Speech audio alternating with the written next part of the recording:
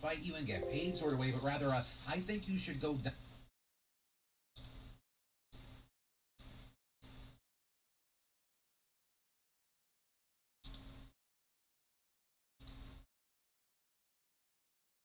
Ethan Klein.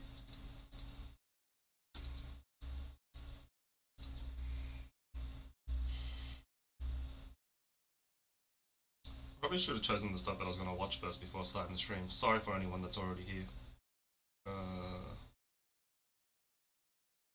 Yeah, in that meantime, I have a new heart rate monitor.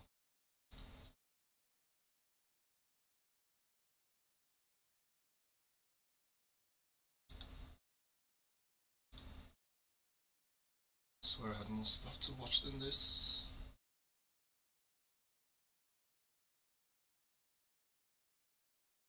Let's see.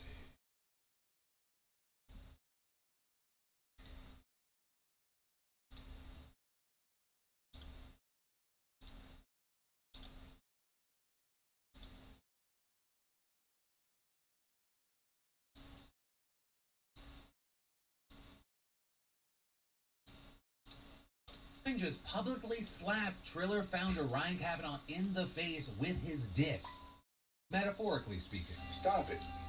Get some help. And he did so with the help of Lady Justice. As if you don't know, Ethan has a massively successful podcast, the H3 podcast, and Ethan has a relationship with lawsuits, kind of like how I have a relationship with cookies. I know it's best for me not to even have one, but if I'm going to have one, I might as well have 7. Like, I honestly don't know if any other creator out there has had to deal with more lawsuits than this guy. But I do want to note he's not the one starting the lawsuits, and he just keeps winning them. With his most recent ones being with Triller and Ryan Kavanaugh. There have been multiple ongoing cases with these two for a while now, with some already coming down in Ethan's favor. Earlier this year, Ethan revealed one case involving a website that he made mocking Triller founder Ryan Kavanaugh had been thrown out. There was also a case where Triller accused Ethan of tortious interference over remarks he made saying that Triller falsely advertised Kevin Hart as a Triller user, with Ethan then filing an anti-slap motion, which was later granted with legal commentator Emily D. Baker explaining that this means the case is dismissed with prejudice, cannot be refiled, and Klein can go after Triller for all legal fees and costs which they are entitled to based on this ruling. Which brings us to the latest update in this saga, because yesterday Ethan tweeted, "Just won 100% of our attorney fees from Triller for their frivolous and malicious lawsuit," but adding, "I doubt I will ever see a cent of that though, because they seem to be on the verge of bankruptcy." But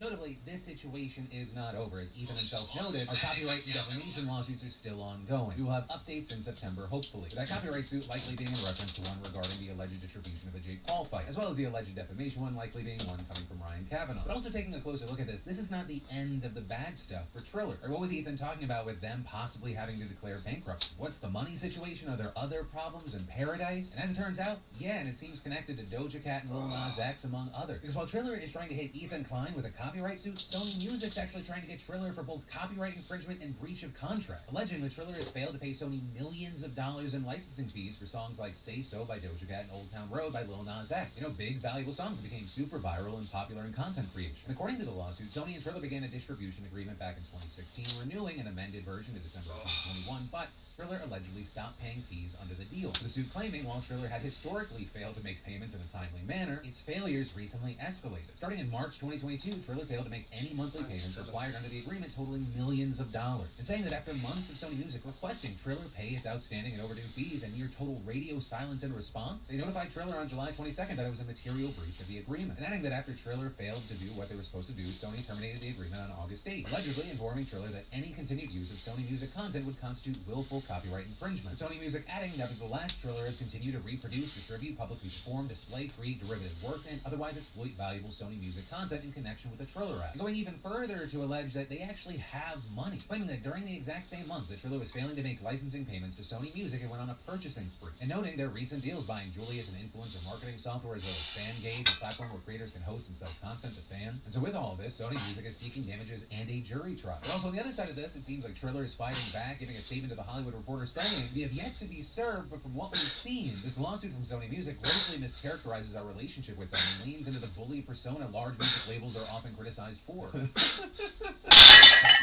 We are focused on furthering the creator economy, and we will continue to seek a contract that achieves that goal. But adding, if necessary, we will defend our case in court, and claiming that the process of removing a music catalog is not immediate, and as of today, all identified Sony music has been removed from Triller. But also, with this, I do want to note, this is not like the first lawsuit Triller has faced, even in recent weeks. Getting sued earlier this month by Swizz Beatz and Timbaland, who claim that they're owed payments from Triller over its acquisition of their live streaming rap battle show, as well as last year, Universal Music pulling its catalog from Triller over accusations that it was not paying artists for music use. But ultimately, that's where we are right now, and as we look to see what happens next, I want to pass the question out to you. What are your thoughts with all of this?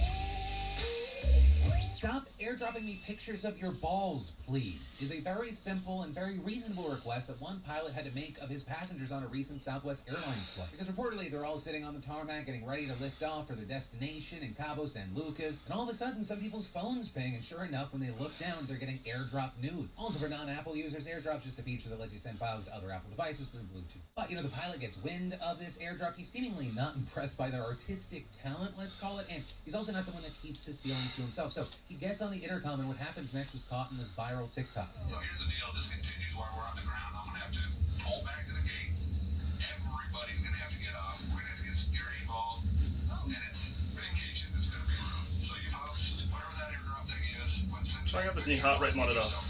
He's like, put your phone in The airplane strap's mode and stop semi-uncomfortable. sending me pictures of your dick. And here's the thing, But this isn't like an outlier. Or the words plane, airdrop, and nudes being used in numerous sentences. Like last June, you saw this flight attendant also with Southwest, which, by the way, what's happening on Southwest? Are y'all okay? But yeah, this flight attendant confronting a passenger who allegedly airdropped his genitals to others on the plane from a device named Larry's iPad. With him telling her, and just so we're all on the same page, this is not a way to ever get out of anything, he was, quote, just having a little fun. And as it turns out, this whole thing, it's so prevalent that the whole act of sending unsolicited news through electronic means is already known as cyberflashing, and it's already outlawed in states like Texas. And just last week, the California Assembly sent another bill to Governor Gavin Newsom's desk that would allow people who receive this type of content to actually sue the sender. Also, talking about airdrops on planes specifically, it hasn't all been news. Like last May on this Turkish flight in Israel, it's about to take off when all of a sudden several passengers get airdropped. But the photos weren't of the forbidden coin purse, but rather videos of planes crashing, which, by the way, should legally allow those people to stomp you out. One woman got so freaked out from this, she had a panic attack, and another reportedly fainted. The flight then halted, and the people responsible detained. So I guess to the people that think this is a good idea, I'll just say, don't be stupid, because the law's catching up with you now. And two, can we just not be dicks to strangers, nor show our dicks to strangers, unless they ask us nicely?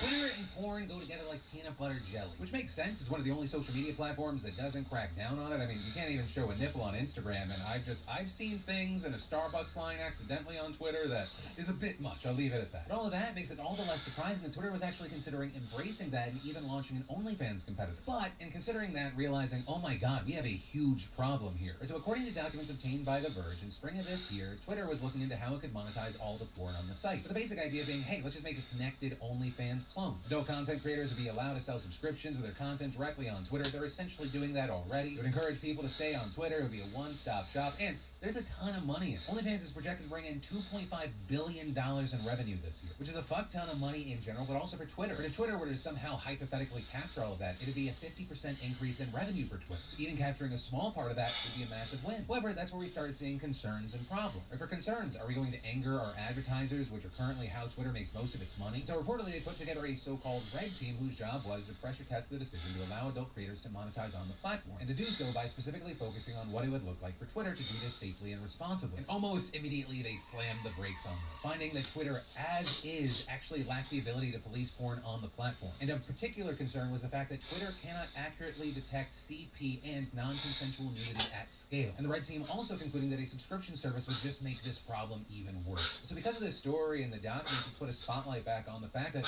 over the years, researchers have shown that CP and revenge porn have been ongoing problems for the platform, especially when you consider that much of the content is reported to a database called PhotoDNA and used by platforms to quickly match identifying files and delete them. But obviously that's a situation that just looks backward. In some reports, I found that nearly 84% of the exploited content on Twitter is new, meaning it's not in the database until they put it in there. And unlike Google or Facebook, both of which have to deal with these same issues, Twitter doesn't have nearly the same resources to automate ways to automatically detect this content as it's failed to earn a profit in 8 of the last 10 years, meaning that it actually seeing these penalize every numbers. people to manually sift through all of this. And based on reports right now, it doesn't seem like Twitter is going to do much to expand its abilities. With it being said, some solutions were just way too expensive or could put people's real identities at risk if there was a data breach. And what appears to be the real nail in the coffin here was that on August 23rd, a group that was looking into how to combat exploitive content allegedly had its priorities changed to stopping spam accounts amid pressure from Elon Musk. But ultimately, that's the situation as it appears now. We'll have to wait to see if anything changes. Reports of separation anxiety in dogs has spiked over the past few years as pet owners are spending more time at home amid the pandemic. And that's why I want to mention and thank the sponsor of today's show, Cradle. As many of you know, I'm a dog owner and lover, but my big girl especially suffers from separation anxiety and tendencies. But since we introduced her to the Bliss Bar from Cradle, we've seen her just be chill. And chill's the key word, not drugged out and not showing the anxiety she's had in the past. Cradle has bundles of chews for stressful situations, and their chillers, long-lasting hard chews, and new all-day calming bones are especially great for separation stress, keeping dogs calm and happy for a long period of time. And Cradle's unique products work naturally with a canine endocannabinoid system to calm your dog safely and quickly from the inside out. Plus, I love that Cradle's giving back to animal shelters everywhere, making adoption easier for all. So for 20% off your order of Cradle products, go to cradlemypet.com/DeFranco and use promo code DeFranco at checkout. And you can also shop on Amazon or even visit your local Walmart or pet store to pick some up today. That was cradlemypet.com/DeFranco, promo code DeFranco. There's a war going on in China right now, and it's being waged between the government, the banks, and a whole lot of fucking furious people who just want their money back. So the story begins with 4 rural banks in the central Henan province, where last month we saw hundreds of people protesting outside the local branch of the People's Bank of China, which was the largest demonstration since the pandemic. And all those people were there because those banks had frozen their deposits since April, leaving as many as 400,000 people unable to access their money. We're talking day-to-day surviving money as well as people's life savings. So understandably, they want their money back, but police and plainclothes security personnel show up and absolutely brutalize them mercilessly, dragging some downstairs, throwing others into buses. And at the time, nobody knew for sure why these deposits were frozen, except that the government was investigating the banks for illegal fundraising. But now we seem to know more because local authorities announced they have arrested 234 people allegedly involved in China's largest banking fraud scheme ever, saying that a criminal gang took over the 4 banks and offered depositors false promises of annual returns as high as 18%, right? It was basically a Ponzi scheme. And adding that they illegally marketed their services online via third-party platforms, even though village banks aren't supposed to take deposits from outside their local area, which also isn't too surprising since small lenders in China tend to be more corrupt with more opaque ownership and governance structure. And competition from bigger banks has pressured them to seek other ways to attract investors, hence the absurdly high returns. Now, as far as the victims here, the authorities are compensating some of them, announcing the first round of repayments to those with less than $7,200 in deposits right after last month's protest, and now this week saying depositors with between $58,000 and $72,000 would be the focus of a second round of repayments. With the authorities adding, after this round of repayments, a centralized repayment work will be largely completed and further matters will be dealt with by the 4 rural banks. But not everyone has gotten their money back, and it is unclear whether or not they will. And very notably, all of this comes as the coronavirus has slowed economic growth in China, with a bubbling real estate crisis also threatening to sink the property sector. And that's without mentioning President Pooh Bear moving to secure an unprecedented 3rd term of the 20th Party Congress later this year, so social stability is especially important leading up to that. But ultimately, that's where we are for now, though I want to go back to China in future episodes to talk about the real estate situation there and what it could mean for the global economy. There's a lot to talk about. Why are people so mean? Is a real fucking question Donald Trump asked yesterday. The least self-aware man on the planet's like, they didn't let me overthrow democracy the first time. Now we gotta wait a few years to try again. Now, as far as what that's in reference to, it may be some of the very important news that we need to talk about today. So where we'll start is the Justice Department has now provided its most detailed account so far on evidence that Trump and his team obstructed justice in the criminal investigation into the classified documents improperly kept at Mar-a-Lago, with the details being laid out in a court filing yesterday, which very ironically was only made by the DOJ in response to the fact that Trump requested to have the seized documents be vetted by a third party. And in this devastating filing, the DOJ also presents the clearest picture of the extensive efforts investigators took to obtain the documents Trump was wrongfully holding at his estate before they launched the raid. Congratulations. With the DOJ stating that the FBI first reviewed 15 boxes of documents containing 184 classified documents that the National Archives had seized from Mar-a-Lago back in May. And that only after extensive delays because Trump and his team refused to give them to the archives for several months, with them then attempting to block the FBI from viewing those documents once they finally were obtained for several more months. And following that review, the DOJ developed evidence indicating that dozens of additional boxes remained at the premises that were also likely to contain classified information. So it was only after a result of all of that that they obtained a subpoena to collect the remaining documents. And after Trump's lawyers requested an extension to turn over the materials that DOJ went to Mar-a-Lago on June 3rd, and the former president's counsel gave them a single accordion envelope of documents. And, very important here, one of Trump's lawyers, who the DOJ identified as the custodian of records produced, literally signed a letter certifying that, to the fullest extent of their knowledge, there had been a diligent search conducted on the boxes Trump took from the White House, and that, quote, all documents that are responsive to the subpoena had been turned over to the authorities in that one accordion envelope. But of course, we now know that was not all the documents that Trump had taken, and far from it, with the DOJ explicitly saying that the FBI later uncovered multiple sources of evidence that indicated Trump's team hadn't given them everything, and that classified documents remained at the premises despite the lawyer's sworn statement. That investigators had also developed evidence that government records were likely concealed and removed from the storage room, and that efforts were likely taken to obstruct the government's investigation. With all of that, of course, then ultimately leading to the officials to obtain the warrant for the FBI raid, with the DOJ going on to say that in just a few hours of that search, the FBI had recovered twice as many documents with classification markings as the supposed diligent search that the former president's counsel and other representatives had weeks to perform, and saying it calls into serious question the representations made in the June 3rd certification and casts doubt on the extent of cooperation in this matter. The filing also providing new details about the extent of the classified documents Trump had kept and how secretive they were, with agents ultimately taking more than 100 documents in 13 boxes with classification markings, including some of the most restricted top-secret classifications in writing. In some instances, even the FBI counterintelligence personnel and DOJ attorneys conducting the review, they were required to get additional clearances before they were permitted to review certain documents. And the DOJ has now even further revealed that the FBI found 3 classified documents stashed in desks inside Trump's office. Right, so ridiculous and damning shit. Also, it's massively consequential for a few reasons. First of all, it gives us some incredibly key insight into the investigation. Right, keep in mind here, Trump is being investigated for 3 violations of federal law, with the first pertaining to the Espionage Act, which covers matters of national security, while the other 2 pertain to matters of improperly processing and concealing government documents, as well as doing so with the intent to obstruct an investigation. While the classified documents will likely play a big role in questions of national security, the most important revelations in this new filing concern whether Trump and his legal team intentionally misled the DOJ while continuing to illegally possess and conceal these documents. And another reason this is so crucial is because it also directly contradicts many of Trump's arguments in his defense. Right, since the raid, Trump has repeatedly claimed that he cooperated with the DOJ, but this filing clearly shows that not only did Trump and his team not cooperate, they pulled out every stop to prevent officials from seeing and obtaining these documents. They even potentially lied about giving up all the documents they had literally been subpoenaed to give up and concealed hundreds more. And beyond all that, Trump has also continually asserted that the documents were declassified, which is also something he pushed again on Truth Social today, and that some were protected by executive privilege, though, very importantly, his lawyers have never said the files were declassified, and top officials have actively refuted that. And now the DOJ has also revealed in this filing that Trump and his lawyers never said that the documents contained both in the boxes seized by the archives nor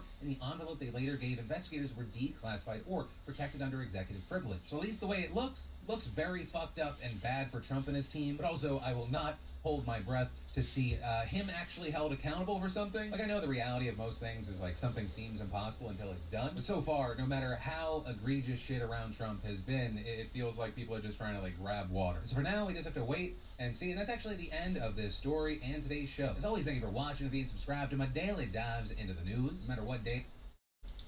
Die in a dark corner sort of way. The shit that Andrew Tate is saying will have a ripple effect much more dangerous than you can imagine, because his narrative is truly hateful.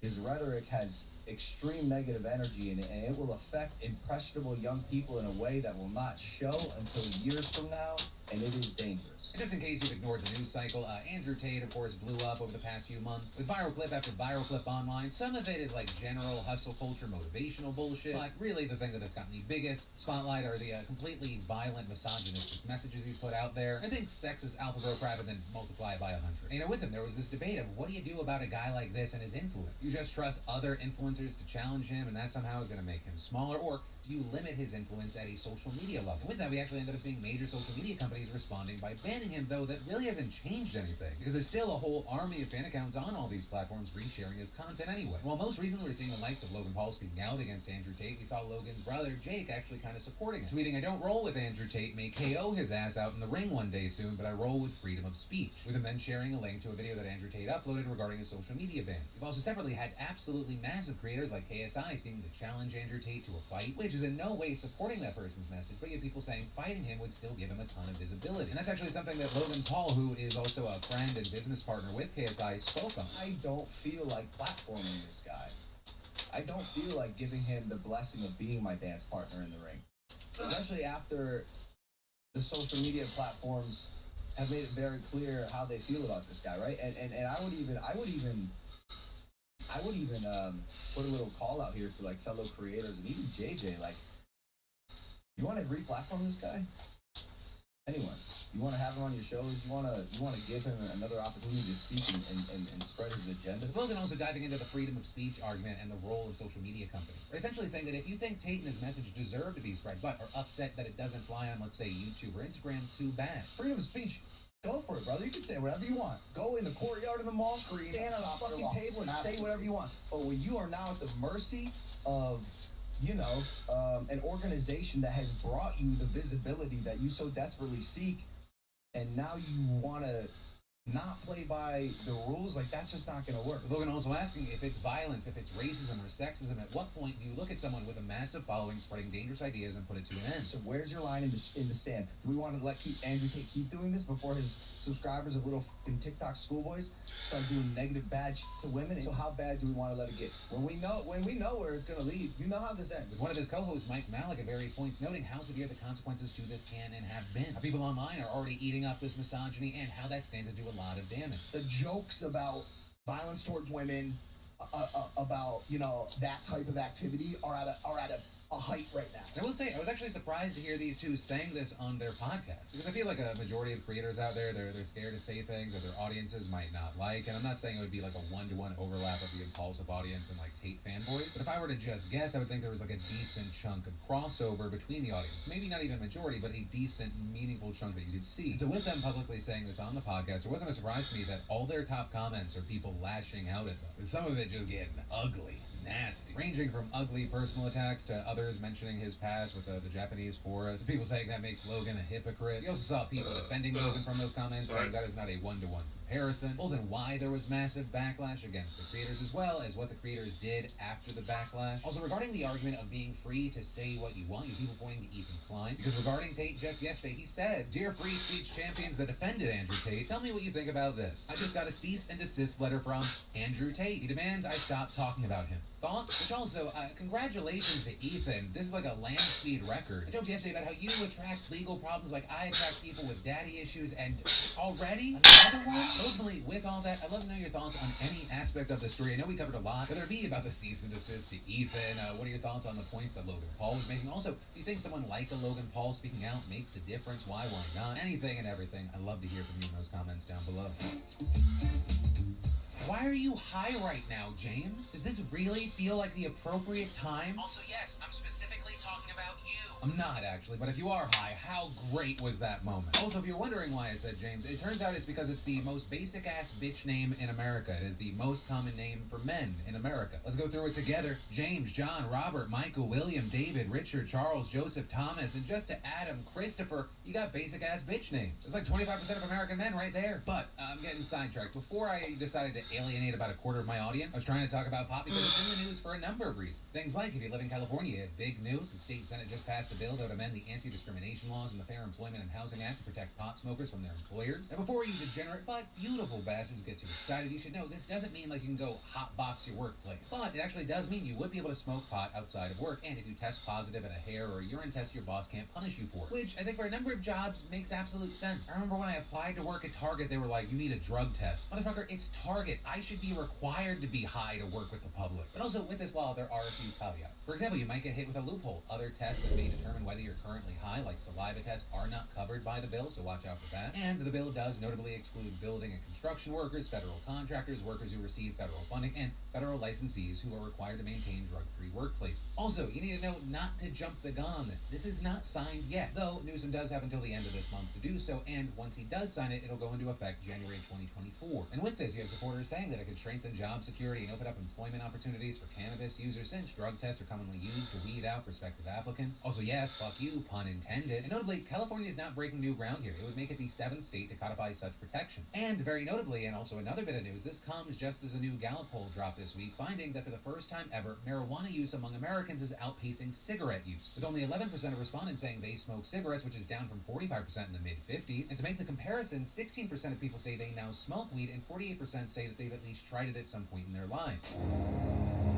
Art is dead, and that is not in reference to the famous Bo Burnham song that I play every time I'm sad or uninspired. Also, it's one of the only 3 songs I actually know all the words to. But rather, that's what some are saying after this piece won an art contest at Colorado State Fair. But why, you might ask, because you're a crazy person like me who talks to videos I can't speak back. Well, the issue is that the artist Jason Allen never actually painted this, nor did he put a stylus to a screen, since this was technically the digital art category. But rather, this art was made with AI software called Midjourney. So interesting in its own right, but this entire conversation and debate about this piece quickly took off on Twitter after an artist posted, TLDR, someone entered an art competition with an AI-generated piece and won the first prize. Yeah, that's pretty fucking shitty, with a lot of people agreeing with that. But also, you have people pointing out, Allen knew what he was doing here. He knew that he was kicking the hornet's nest. But he was also critical of his critics by pointing out that he had to create hundreds of images and prompts to fine-tune what the AI came up with before coming across 3 pieces he was proud of. With him going on to say how interesting it is to see how all these people on Twitter who are against AI-generated art are the first ones to throw the human under the bus by discrediting the human element. Does this seem hypocritical to you guys? But to that, there was a lot of pushback, with people saying that's no different than sending prompts to another artist until they made a piece that you liked and then you took credit for it. And in this case, the AI isn't a person, so Allen could take credit as maybe a collaborator on the project. But also with this, we saw no shortage of arguments. Some saying AI is just another tool for artists to use in another medium to express themselves. Some saying it's no different than poetry made manifest, as Allen had to write words. Also people questioning, is something not art because it was not made by a human? And others saying, is it no different than photography, as the photographer just chooses the best image from the ones they've captured? But also, one of the points that made many artists angry was that these AIs are trained on datasets of pieces made by other human beings, so it's allegedly quasi-stealing. But then that has a whole different argument of, is it theft or just being inspired by? Well, of course, I'd love to hear your thoughts on any aspect of this story. I want to know your thoughts on this specific reaction, which reads, we're watching the death of artistry unfold right before our eyes. If creative jobs aren't safe from machines, then even high-skilled jobs are in danger of becoming obsolete. What will we have then? What is your opinion on that? What does it make you feel? Are you more excited or inspired, or are you indifferent on something like this? Or because if you're an artist, maybe it makes you feel better that you're not the only ones that need to worry. In fact, apparently you can now make scripts for YouTube videos with an AI. Though my writers assure me that it's just absolute shit at writing and refuse to even link me to a video because I'd be so offended by how bad it is. But yeah,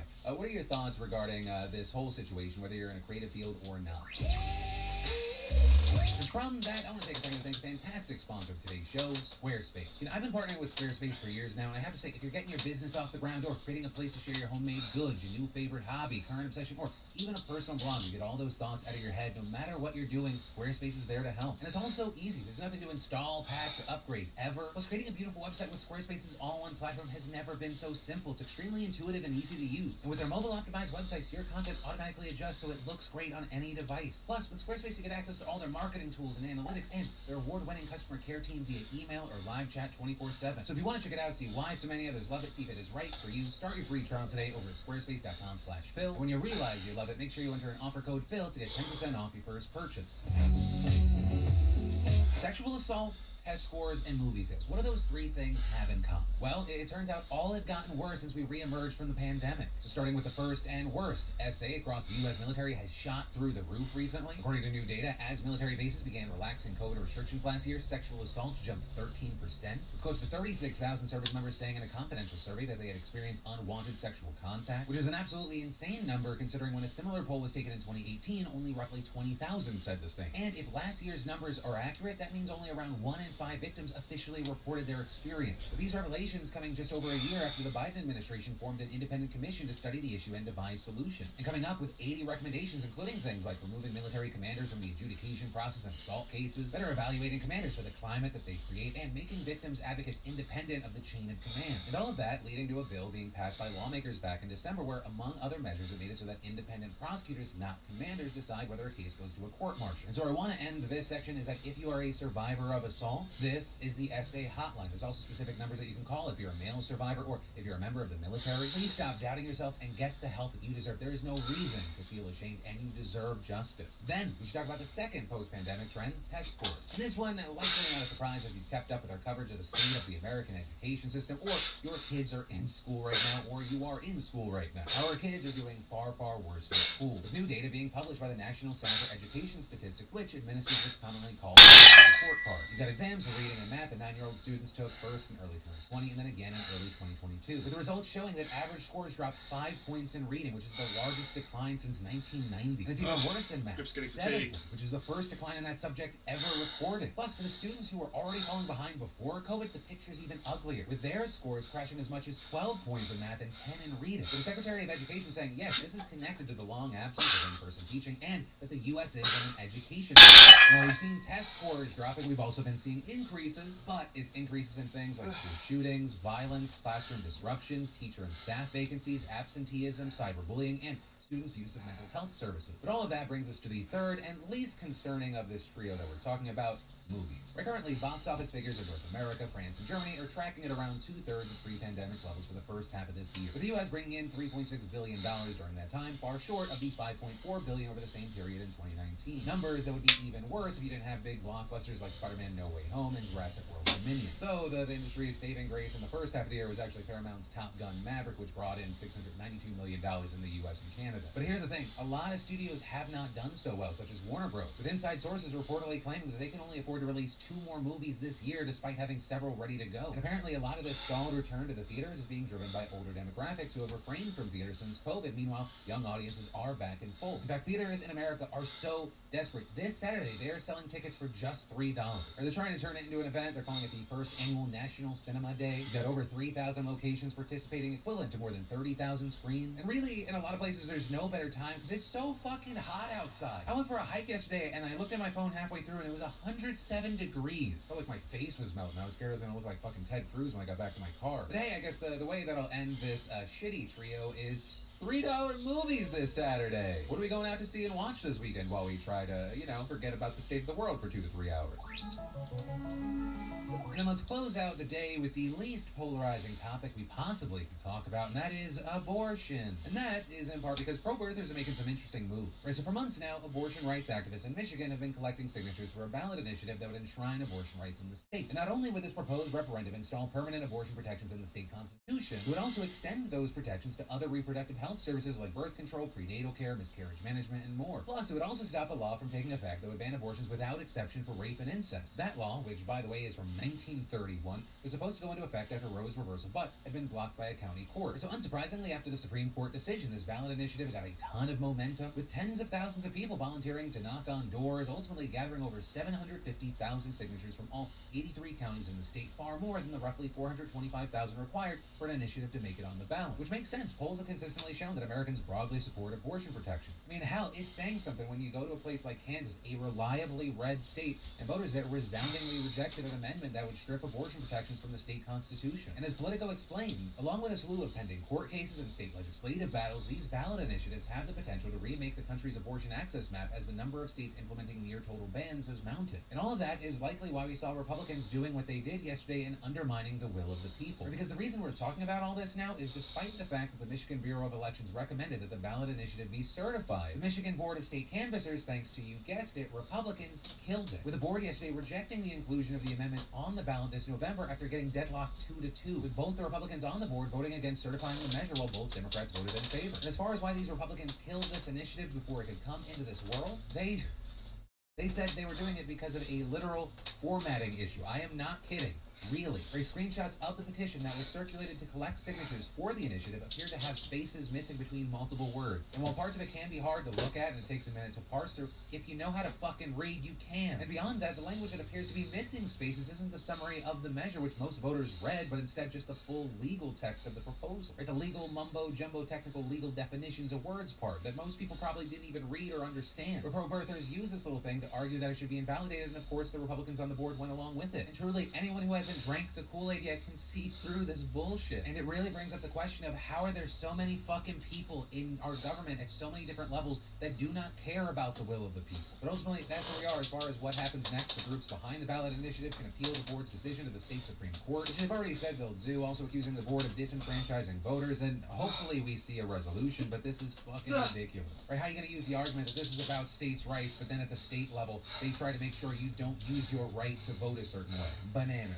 But ultimately, that is where that story and today's show ends. As always, thank you for watching and subscribing to my daily dives in the news, which if you didn't know, I actually post on Friday, Saturday, and Sunday as well now. They're just shorter videos. But as always, my name's Philip DeFranco. You've just been filled in. I love yo faces, and I'll see you tomorrow.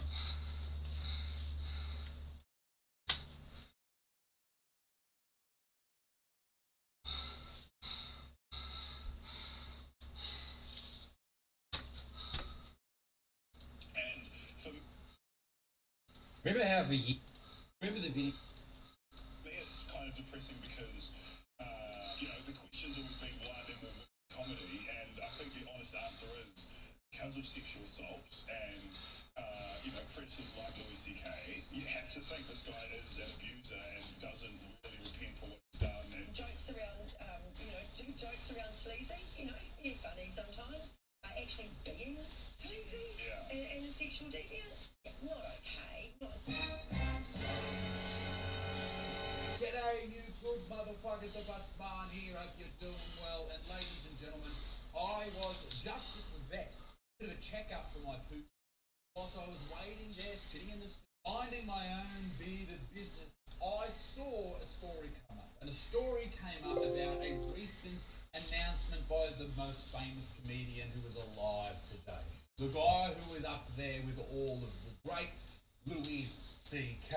Now, I thoroughly enjoy Louis C.K.'s stand-up. He basically attacks everyone. It's great. It's very, very funny. That's my type of humour. Now, he decided to make an announcement that he was doing a world tour, if you will. And two of the places that he said he would be visiting that I was excited about was Australia and New Zealand. Very rare that these massive comedians come down to this part of the world. It's a fucking 100-hour flight, no wonder. Now, there are some people who were very excited about that. If you look at the Facebook posts about the trip, everyone's pumped up. Everyone's like, yes, I got sent it a heap of times. I got tagged in it. But there are some people who are upset. This is what I saw. I saw a news article about a gentleman in New Zealand who is very, very angry that Louis C.K. is heading to NZ. Guy Williams slams abuser Louis C.K.'s tour of New Zealand. Now, who is Guy Williams? I don't know who Guy Williams is, but Guy Jones is a New Zealand comedian and television personality. Williams was a My grip strength is failing me. Now, he was very, very angry. My back can keep going, my fingers are letting go. That's crazy. New Zealand. Now, this is a I thought I had comedian pretty good grip angry strength, at but another comedian's. Why would he I guess be mad? First of all, if you don't at this know, weight, Louis the holes are C.K. coming back through my in, fitness. I think the early 2000s. Very, very early 2000s. I want to push out another 6 reps, but I don't want to injure myself. I shouldn't. It's just my fingers are just... He did Oh, some man. very dodgy shit. Very fucking dodgy. Yeah, it's in the article. It's talking about the New York Times article that basically... It hasn't happened to me in a while. Hopefully I can still go to work after this. In 2002, Louis C.K. was said to have exposed himself in front of 2 female comedians, 2002, and masturbated while speaking to a female comedian over the phone, and asked to masturbate in front of another comedian who declined in 2005. Now, this was a massive story when it broke, because Louis C.K., this guy, that a lot of people didn't like because he did style of stand-up was offensive. He basically was jerking off in front of people. When this story broke, people were like, that's gross, that's disgusting, that's just horrible. And I tend to agree. I know that if I was a woman at a workplace, which a comedy room or comics are weird, right? Because everyone's drinking, they're drinking, people might be taking drugs, whatever. It's a strange workplace. It's very, very That was a bit loud. but still, you don't want to be having people But- off in front of you. But what Ego lifted a bit, wanted to push it out. I Wanna be done with it. Situation, That's done. people didn't find out about it until it really came to light that every single person that came out and said that Louis did this in front of them, he asked them to do it, and they said yes. The person that declined to allow him to do that, he didn't do it in front of them. He didn't trap them. He didn't say you have to be, he didn't lock a door. He just did it. And it's still gross, and it's still weird, and it's still fucked up. Don't get me wrong. I don't want to see anyone jerking off, alright? But apparently the comedians involved, and you can hear these stories all over YouTube, Apparently, it was a long-running joke. Apparently, people thought it was quite funny. Did it have malice in it? No, but it was still gross, and people were still rightfully upset. Now, Louis has never denied this. He's just basically come out and said, yeah, it was fucked up, and I'm sorry. Like, it was a bad thing to do. And I'm sure that all of us have things that we regret doing. We look back on and go, that was gross, or that was stupid, that was dumb. I wish I didn't do it. And that's part of being human, I guess. So here's the question. Do we then cancel him for everything, forever? Do we stop him going into countries because he did something that was completely gross, but 20 years ago? Guy Williams, whoever the fuck he is, thinks yes. Guy Williams has hit out at controversial US comedian Louis CK's recently announced tour of Aotearoa, which is the New Zealand name for New Zealand, which is scheduled for November. Speaking on AM on Wednesday, a morning breakfast show. Geez, Chris, you're killing it. The New Zealand comedian said it's kind of grim. Louis CK has brushed away the sexual misconduct allegations levelled against him in 2000. He brushed them away. He had, 5 years away from stand-up comedy? This is his first tour of the world since then. Maybe less, maybe 3 years away. He didn't make any money for that entire period of time. He was very apologetic. Still doesn't take away from the fact that it was gross and it was wrong, that it was disgusting. But do we then say this person can never make a living again? Do we then say this person can't go over here to do, or go over there to do that? They have to be cancelled for life. Is that appropriate? Is that the appropriate punishment? For someone jerking off in front of the people who gave him permission to do it? Something that's absolutely gross and not necessary, but is it the appropriate punishment? I think at some point you've got to go, okay, that was the older version of Louis C.K. It was gross, don't ever do it again. If he does it again, okay, then fuck him off. But can we not forgive a little bit? Can we not allow people to make mistakes and learn from them? Isn't that the whole point of making mistakes? Well, that's why toddlers learn what hot and cold are, or sharp and dull are, or that rocks hurt when you walk on them in bare feet. You learn those things, you make those mistakes. Hopefully, you're not dumb enough to do them again, or you work on yourself and you don't do them again.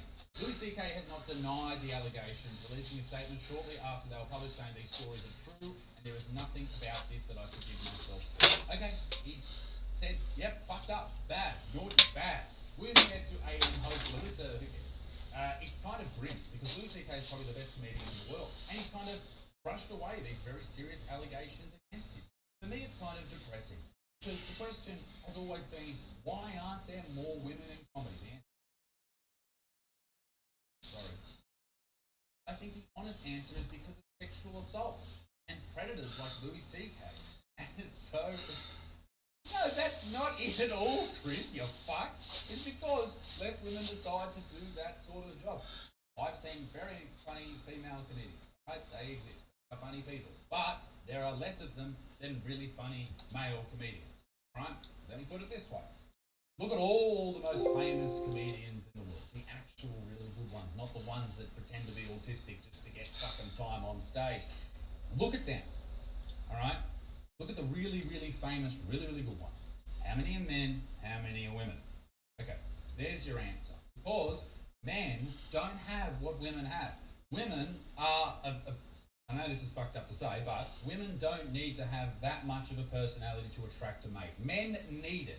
If you're not blessed with supreme uber genetics, you better be fucking funny, or you better have money, or no one's going to want to fuck you. Ladies, you have this beautiful and supreme benefit of being female that allows you to have anyone want to mate with you, fuck you, or marry you just because you're a woman. If you're above a 6, you're guaranteed to find a mate.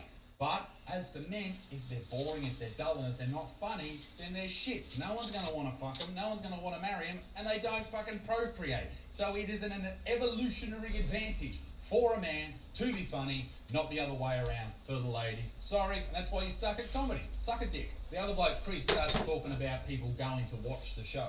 People go, I find them funny, and I'm going to watch the show. But I think anyone trying to buy tickets, you have to think this guy is an abuser. He really doesn't repent for what he's done. He's tried to suppress the allegations against him for so many years. Is that true? Has he tried to suppress it? I don't know. But he certainly He certainly copped it on the chin. He's done wrong. He's tried to he's left the fucking business. Alright? He said sorry. What more can he do? He also isn't like, it's not like he's fucking Bill Cosby or Kevin Spacey, okay? First of all, he asked them, is it okay? Still creepy. I wouldn't do it. But he's asked them. And he hasn't locked them in a room or held them down against. He is not the same as fucking Bill Cosby. He's just not. So why do we cancel him forever? Why do we want to lock him up and throw away the key? Is that fair? Again, I think we have to forgive people when they own what they did wrong, and then, especially 20 years ago, and they try to move past it. Obviously, it depends what they've done. They're a fucking pedophile. Okay, they're dead forever. But the point is, he hasn't. Oh, 162. He hasn't broken the law. Look at my heart go.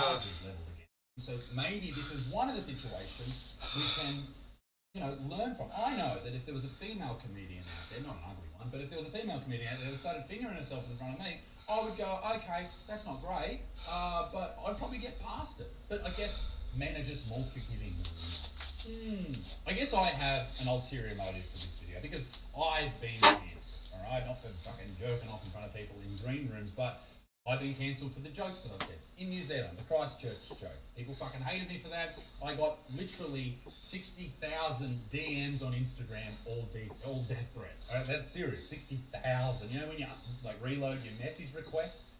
I did that, deleted it, and it just kept fucking going every single day. 60,000. People don't want me to come back to New Zealand. There was a petition from fucking in New Zealand saying, no, don't bring Isaac Butterfield back. I've got like 20 signatures, so you're not really trying very hard. But I understand why. What you got to understand about me is there is no malice in any of my jokes. The real me sits at home with my wife and my dogs, and we try and be the happiest people that we can. We look after our neighbours and our family, and we love everyone around us. We live in a very multicultural suburb. We love all our neighbours no matter what, but we make fun of everyone. We say fucked up things to make fucked up people laugh. That's what comedy is all about, and I guess that is the overarching thing here. Sometimes the best, the craziest, the most insane comedians, like Louis C.K., are a little bit fucked up, and we just hope that they learn from it. In saying all of that, let Louis come. Bad choice of words. Let Louis arrive in New Zealand and do his shows, and if you don't like it, don't go. The same goes for me. I will also be in New Zealand around the same time as Louis C.K. So I'm pretty fucked, to be honest. Come and see me in Hamilton on the 21st of September, Auckland on the 22nd, and... Years we were saying, the New South Wales government is rife with corruption.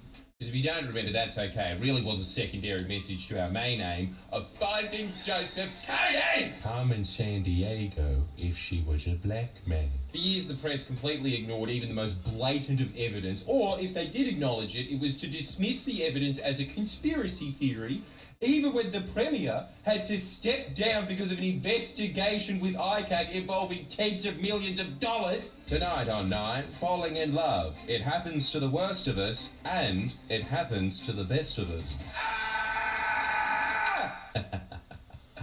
No, it's a fake gun. I mean, after all, we're not in America, are we?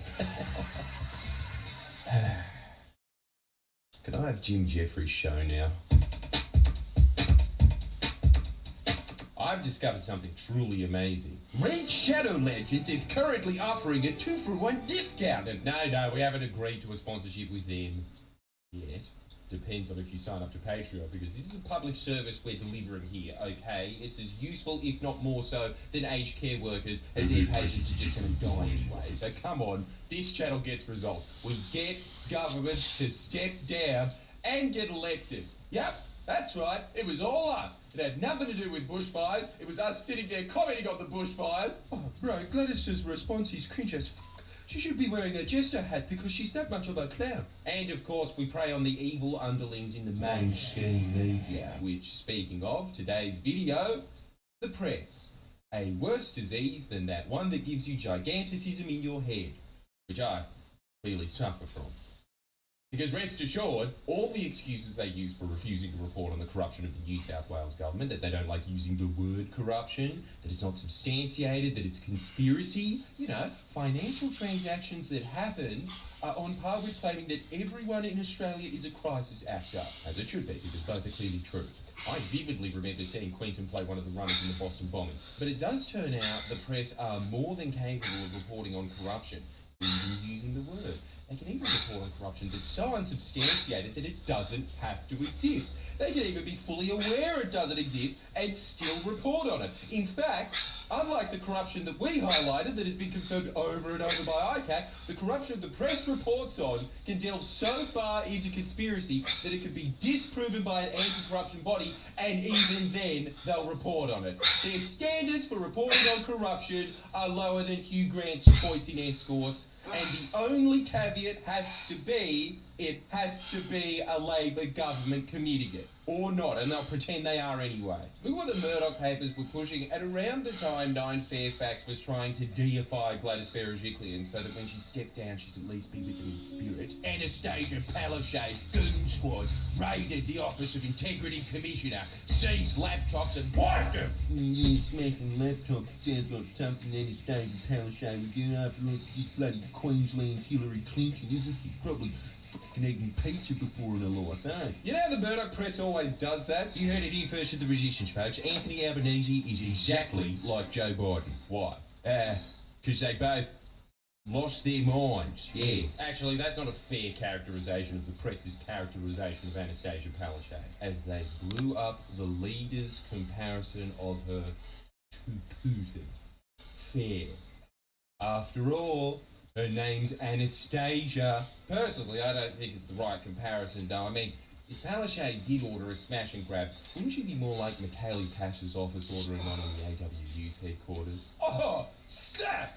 Political reverse card! Or the guy that had dirt on Liberals using the Parliament's prayer room as a pad, and then the AFP took all his digital devices and, just remembered, those stories involve the Liberals, and therefore, it's wild conspiracy. Sorry, I forgot the golden rule. As gold as this gold chocolate coin, and, it's real. Oh well, can't stop me from swallowing it.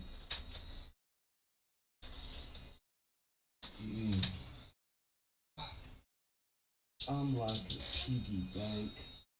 Like this video, if you can hear them swishing around in my tummy.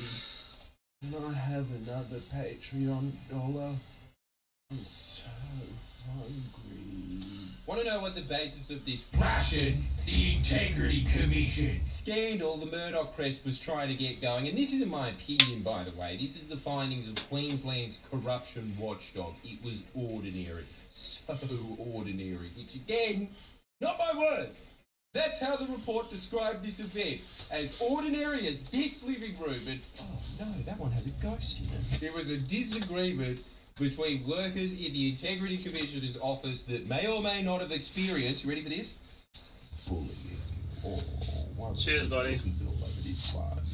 It was your stock standard, garden variety office drama that you wouldn't care about if it was your office, where some of the people left as a result of the dispute and their laptops were recycled, because that's what happens in every office. There's the invention of laptops.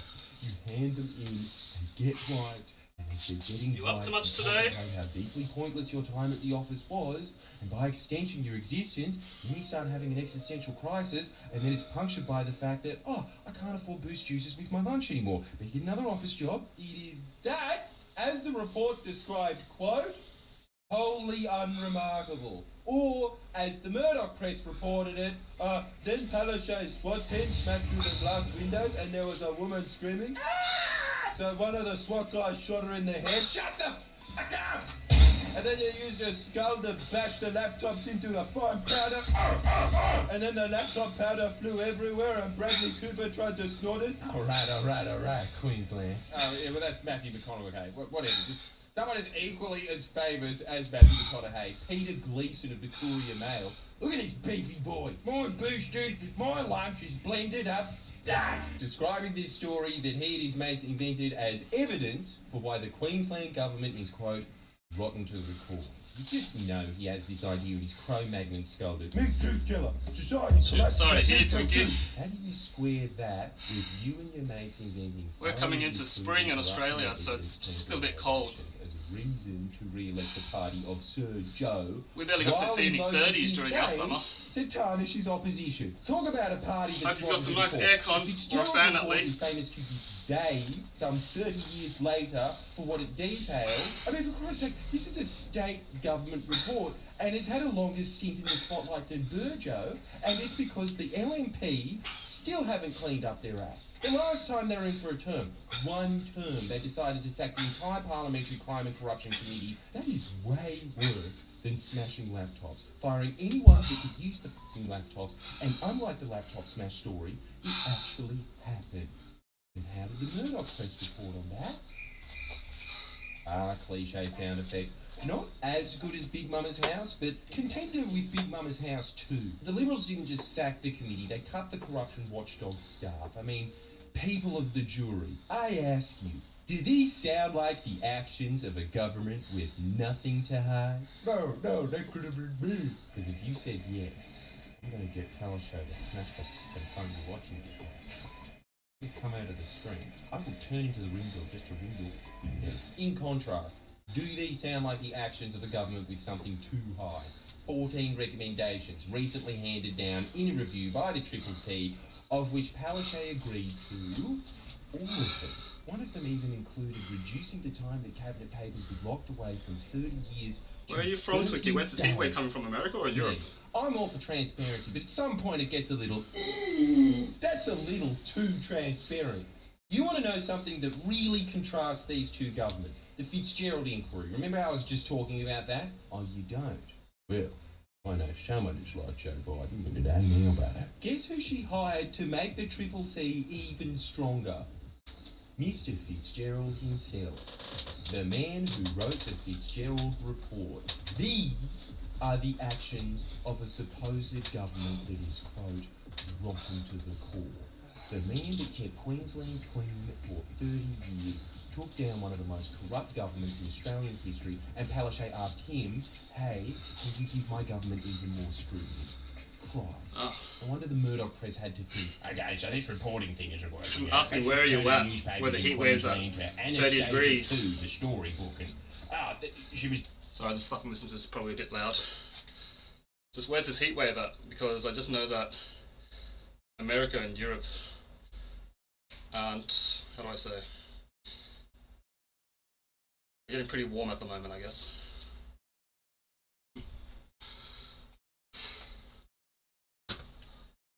She was a hero in that, wasn't she? Ah, well, now she's back. If you loved M. Night Shyamalan, get ready for M. Night Murdoch. Endless airing of the current leader of the LNP and his deputy, which... What is it with scum deputies and wanting to impersonate Elvis? Look at him. Speak image. That did not get the starring role in Baz's new film. Because it was Palaszczuk that brought the filming of Elvis to Queensland, so you think I was going to get a look in on that? This is what I'm talking about when I'm talking about corruption, man. Thank you very much. Fiona Simpson. Oh, cheers, Sleepy. Cameras from filming during my rest period. And now Thank she's you. the integrity spokeswoman for the LNP. It's like Vince Neil from the Motley Crue deciding that he's the band's manager for HR. She conducted no fewer than 20 media conferences in 17 days saying, this government appears to have put a spy into the Integrity Commissioner's office. That laptop was raided. It was cleansed. None of these accusations were corrected.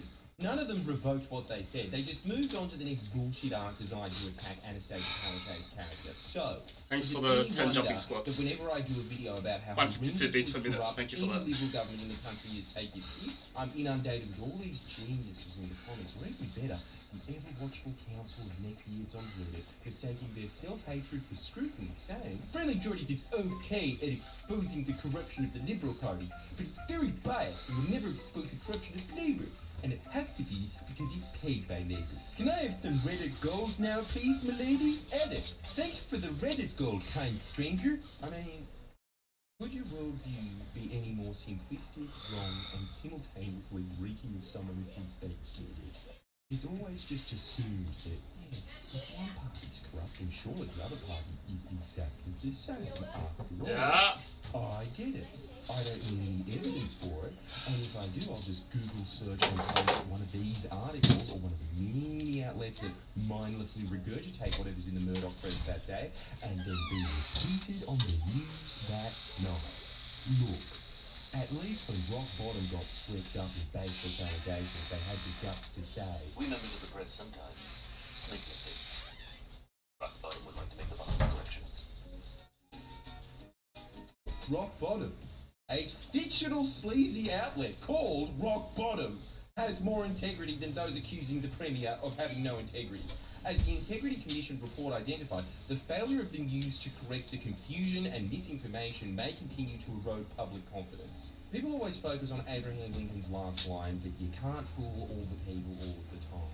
What they should focus on is his statement just before that, which is that you can fool some of the people all of the time. The press has multiple narratives running across multiple outlets, simultaneously with different demographics. And as Rudd said, all these lies that not everyone believes, but a small subset very strongly believe one of them, all scrape another layer of paint off of Labor until they collapse and are replaced with people pretending to be a government, just like they repeatedly pretend to be Elvis. Having said that, though, like this video if you genuinely think Baz Luhrmann made a massive mistake in not casting the Deputy Liberal Leader of Queensland, Jared Bleegey, as Elvis. Thank you very much. Please share and comment below. Comment.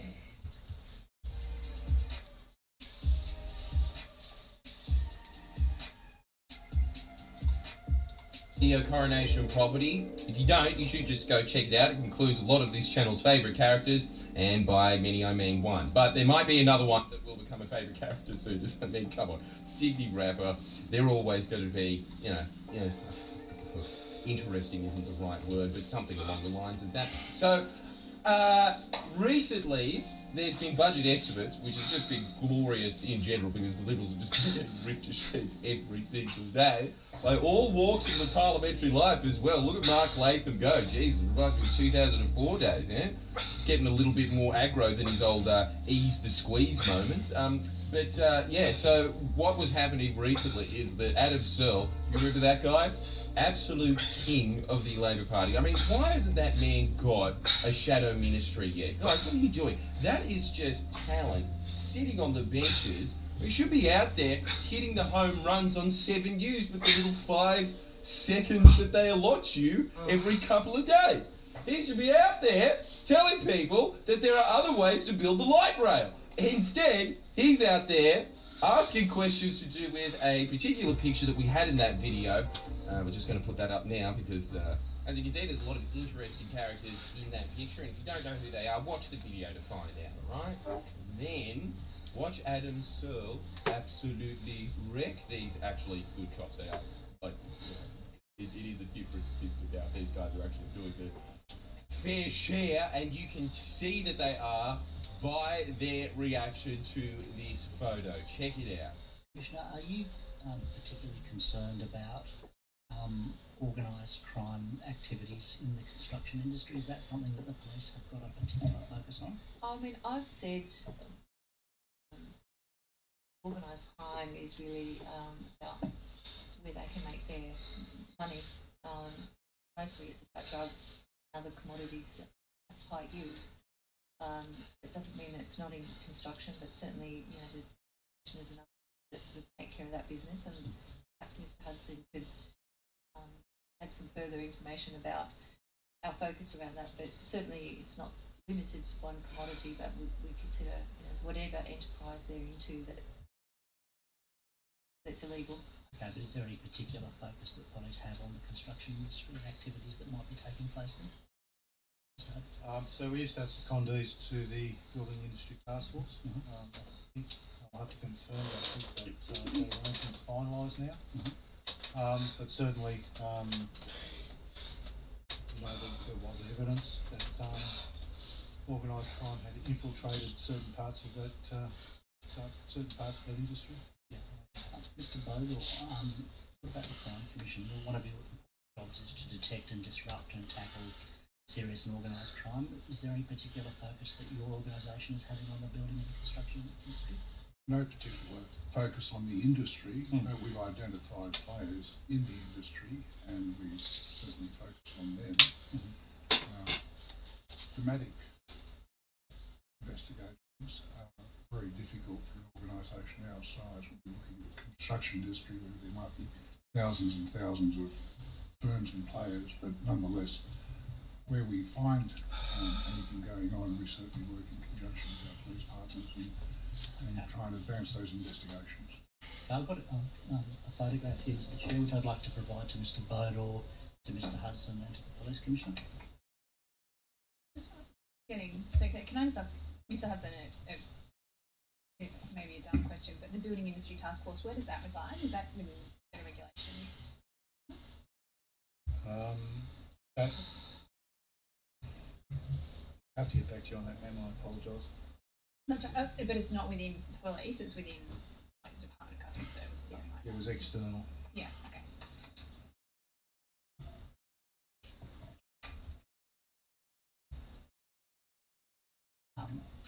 So that photograph I tried to provide to you, I think, comes from a story about a rapper, Mr. Eunice, which appeared in Rolling Stone magazine.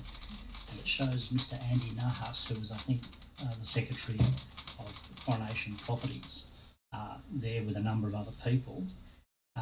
The things I'm about to put to you, I think, are all on the public record. They were all in an article in the Herald on August 20, so none of this should come as a surprise to anyone.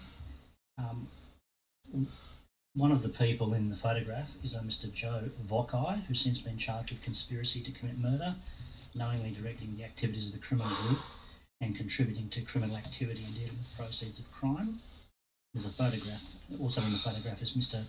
John Basari, since charged with drug supply, dealing with proceeds of crime and participating in a criminal group and contributing to criminal activity.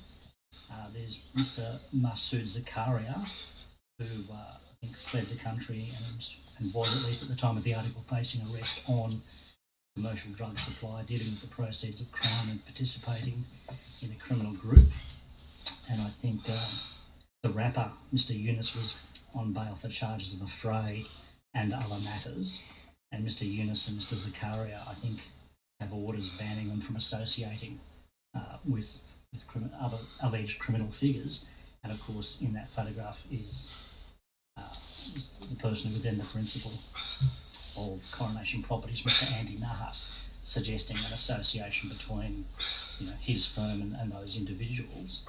And of course, it's a matter of record that Mr. Nahas engaged the former Deputy Premier John Barilaro in his senior role in that organisation. Is there any suggestion, as a result of these events, that maybe those elements might be trying to sort of reach out to the world of politics to sort of extend their influence? Is that something that's of concern to the police or to the Crime Commission? So certainly we'll have a look at it from now on. That's, I've just become aware of that. I know many people in that photograph. Yes. I know who they're aligned to, but I haven't.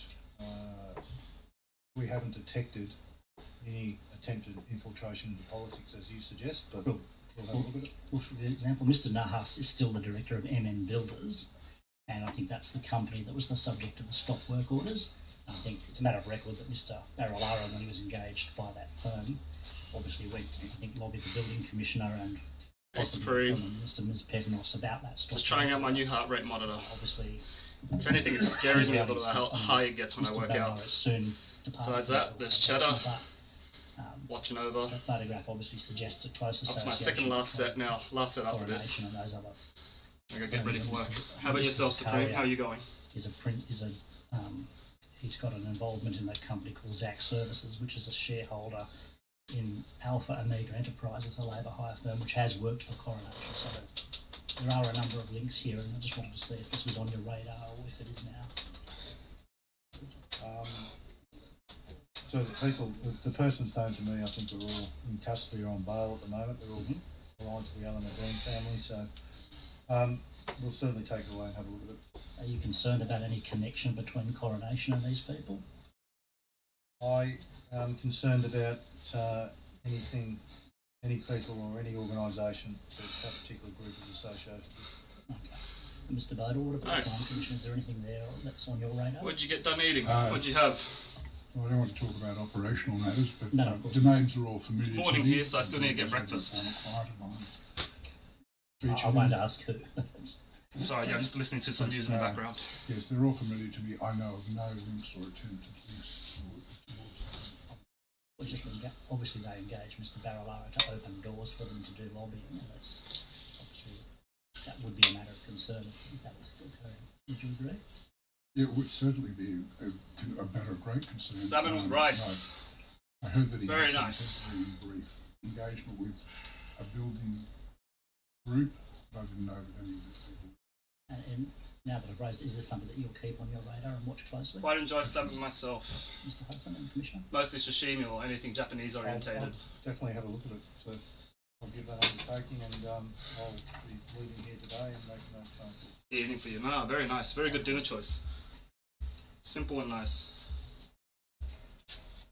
Well, that was interesting, wasn't it? See you next time. Do you do any training yourself, Supreme? Please share and comment below. Or hobbies in general?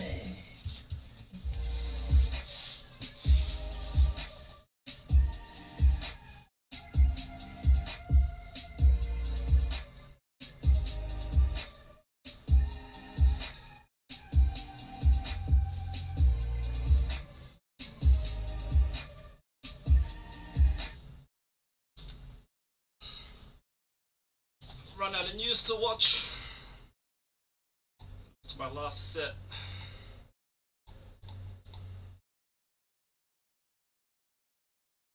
I need something random.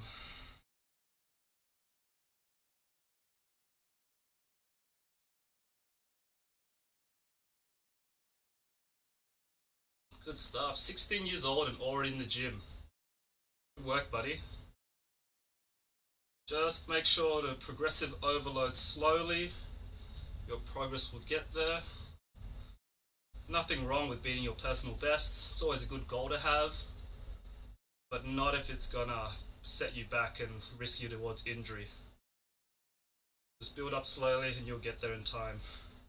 Unless you're competing or planning on competing, that's a different thing then. Then you gotta take a little bit of risks. But at the same time, it can be measured risks. I didn't start weightlifting until I think, in my 20s. Most of what I did was just body weight fitness. And I was lazy, I guess, I was in that zone at the time where I thought to myself, yeah, I don't want to get too bulked up, that usual trap, which isn't real.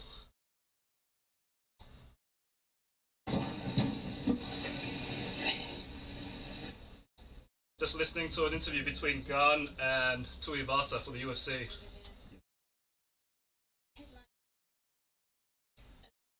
And in France, can you talk a little bit about your thoughts?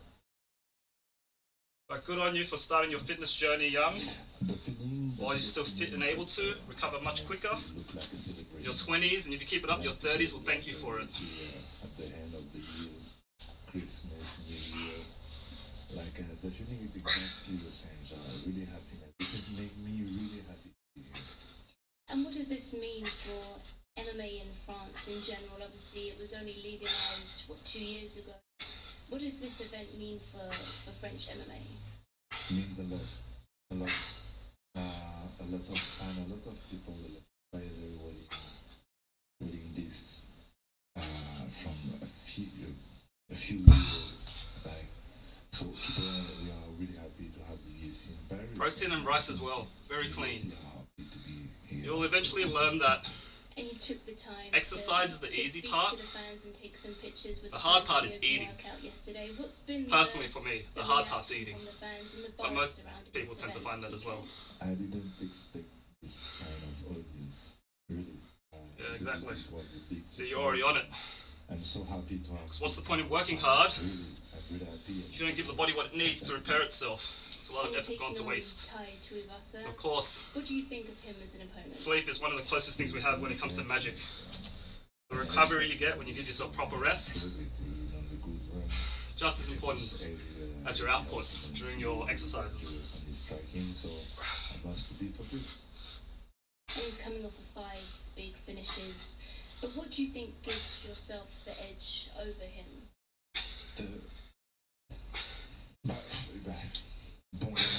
Bongaman style, the footwork, manage the distance, touch and navigate touch.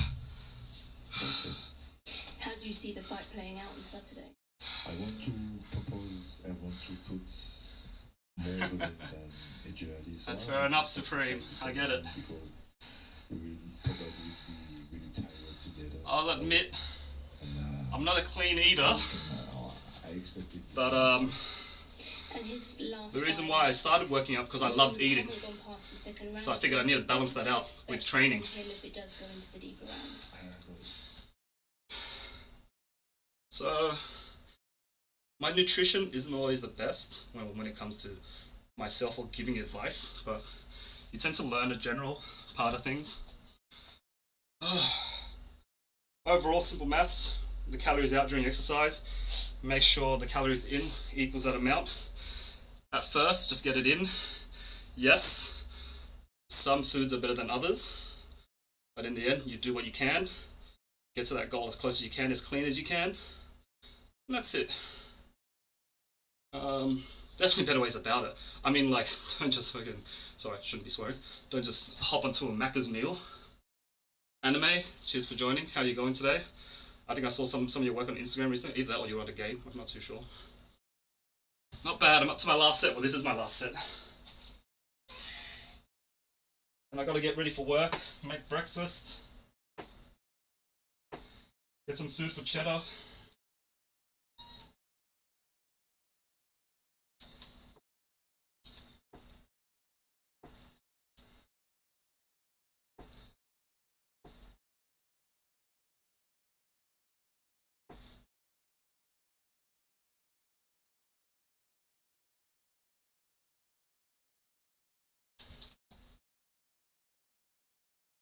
You're alright.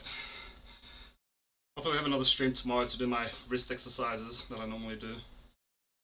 But yeah, Supreme, consistency. Just keep it up. Results will come. Or if you can balance that out between nutrition, exercise, and rest, then you've got it. And how are you today, Anime? How's your day been? Sorry, I should be calling you Vico.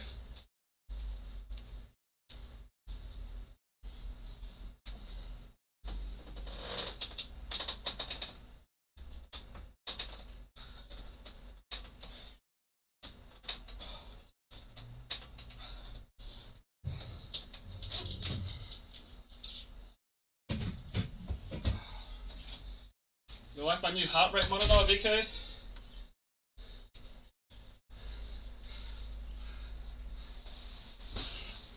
Yeah, same. It's 10 o'clock where I am at the moment, in the morning. Nice. It's morning where I am, and also... do you like my nifty new heart rate monitor? If anything, it gives me concern considering how high I get, but I guess it makes sense during exercise. But I'm seeing it spike up to like 160 when I was doing my deadlifts on the track bar.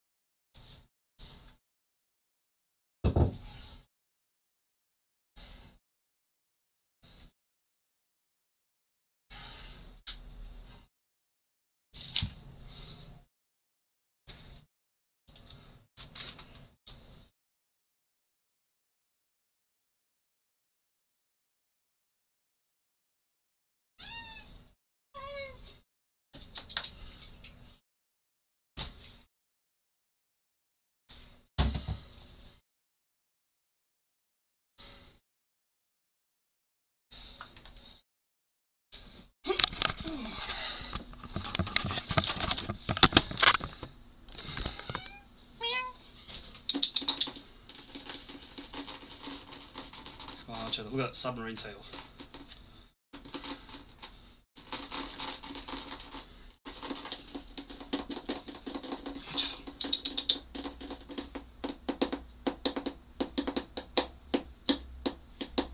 No, he wants none of it.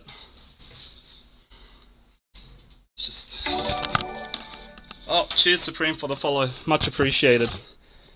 Yeah, he's just sitting there. Shut up. Smelling the stool. There we go. So indifferent. Not a care in the world. Cheers Supreme. Thanks for joining in. And anytime you got any questions about fitness, exercise, life in general, I really don't care. You can ask me whatever you want. I'm just one person's opinion, but always happy to answer. Take care and good luck on your journey. And that's it from me today as well. Thank you joining, following, lurking, giving me 10 jumping squats just to watch my heart rate go higher. Take care. Thank you. You too. Thank you very much. I'll be back tomorrow morning, hopefully.